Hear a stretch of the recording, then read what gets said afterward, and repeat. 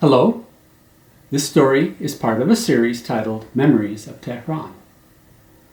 The place, Betty Gauss School. The time frame, 1968-ish. That would have placed me in the second grade in Miss Rosie's class. The ability to exercise one's imagination is a gift. It allows you to go places and experience things in the comfort of your own backyard. Welcome to Storytime with Q Matters. My name is Kayo, Jijina, and this is my story titled The Pea Shooters. I hope you enjoy it.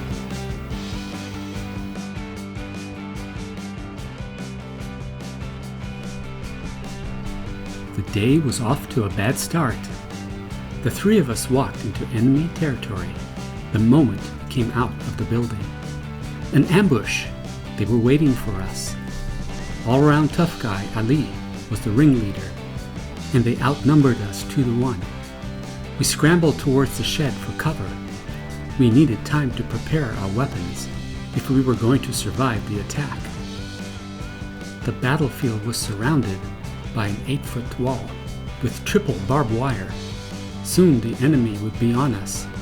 I yelled out to Hiroshi, "Did you bring the Bic?" Hiroshi was from Japan. He was bilingual, with black bushy hair that seemed to have a mind of its own. When it came time to planning and being prepared, he was miles ahead of the rest of us. "Getting it ready. And I have an extra if you're asking because you left yours inside." He knew me all too well. Against regulations, I did not carry mine with me, not when stepping out for lunch. Hiroshi dropped his purple rucksack to the ground and grabbed an anime keychain he picked up while on tour. It doubled as his good luck charm and made unzipping the heavy metal contacts under combat conditions far more efficient. He reached into one of the side pockets. "Catch!" he cried as a projectile flew in my direction. Mr. Coordination was not my middle name. I watched as the Bic went sailing by.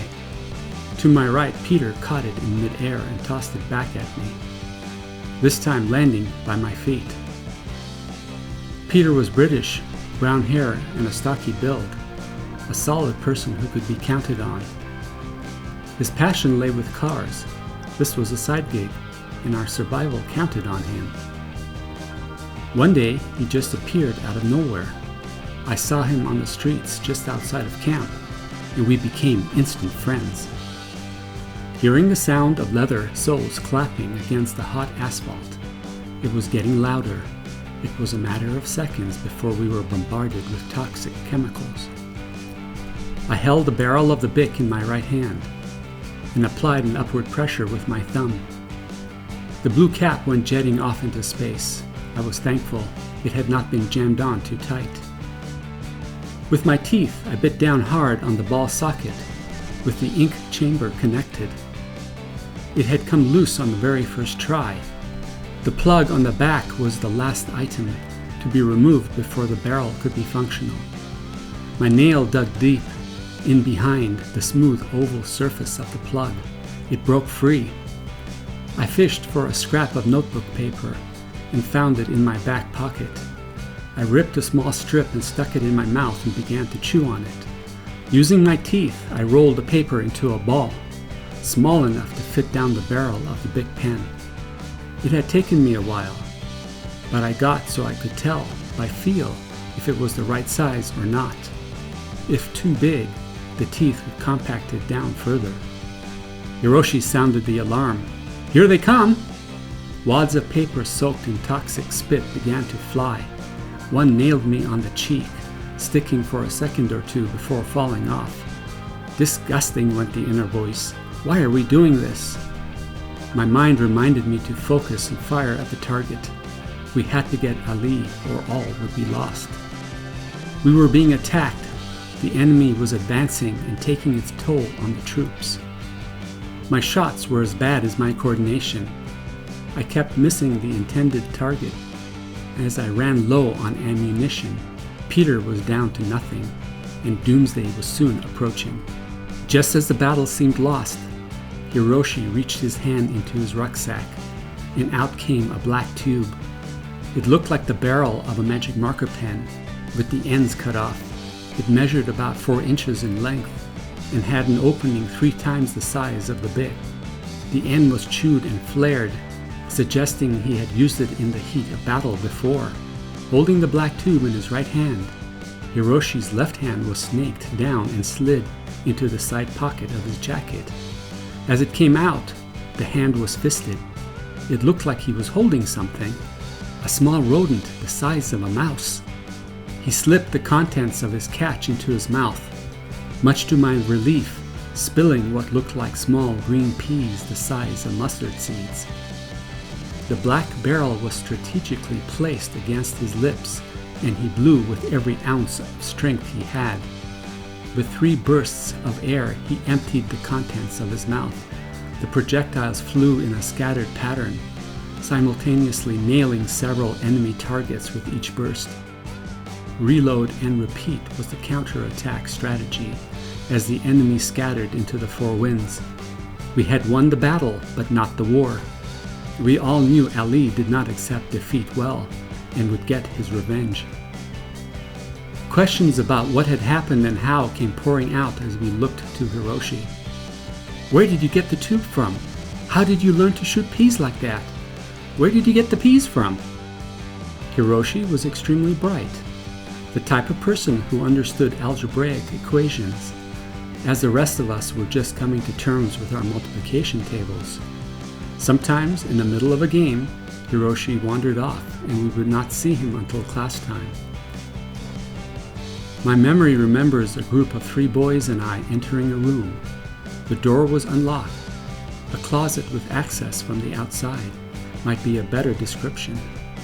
There was a small window with slats built into the door, and the sunbeam split into 3 rows as it entered the room, casting a horizontal shadow on the floor. The room was thick with dust, visible in the beam of light, floating, never seeming to settle. Large gunny sacks filled with rice, beans, lentils, and mustard seeds were stacked next to each other in front of shelves filled with canned foods with pictures, identifying the contents with Persian writing. This was the food closet for the kitchen. Betty Gaskell served a hot lunch each day. Hiroshi showed us the gunny sack where he found the peas. Someone argued they were not peas. A little back and forth discussion ensued before reasoning prevailed. If we're using it in a pea shooter, then they're peas. I started to get a feeling in the pit of my stomach. We had outstayed our welcome and should leave before getting caught or ending up in the headmaster's office. Patrick chimed in and felt the same way. Messing about in the food closet was probably not a good idea. Hiroshi grabbed a handful of peas and stuck it in his pocket as we walked out. The afternoon class session got rolling, and I noticed Ali and the gang from recess time had their big pens out. A sure sign there was more trouble to come. Miss Rosie faced the blackboard with chalk in hand, writing the afternoon's assignment for everyone to see. Ali let a wad of paper fly, missing Hiroshi, but hitting the blackboard right next to where Miss Rosie was writing. Miss Rosie stopped and stared at the projectile that had invaded her sacred space, before turning around with an expression of disbelief. Calmly, Ali, please put your pen away or it will be confiscated. Her face was beet red. Like a fox caught red-handed in a chicken coop, Ali tried defending himself, in spite of his history and reputation for trouble at the school. How do you know it was me, and not someone else, like Hiroshi? Why is it always me who gets blamed for everything around here?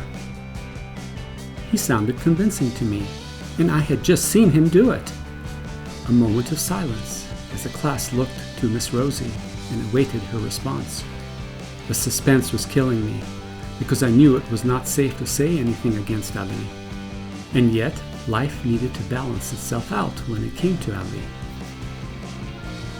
I know exactly what you were doing because I had eyes in the back of my head, came the response, as she turned around and returned to her writing.